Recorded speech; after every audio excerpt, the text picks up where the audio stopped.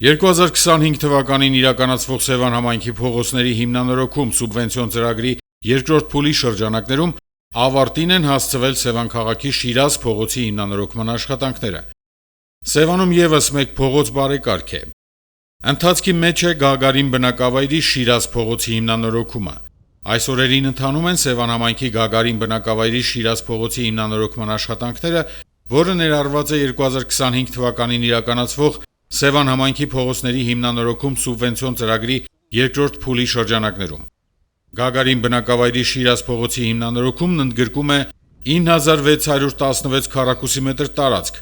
Ծրագրի պայմանագրային արժեքը 147 միլիոն 638 հազար դրամ է, համայնք պետություն 50% համաֆինանսավորմամբ։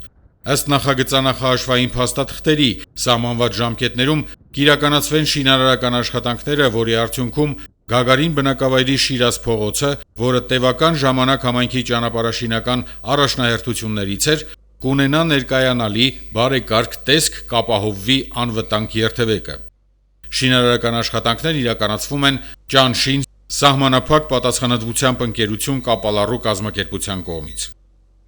Սուրեն Բարսեղյան, Արմեն Ղուկասյան, Գնելովանիսյան, Սևանի STV1 հեռուստաընկերություն, Գեղամաղուր։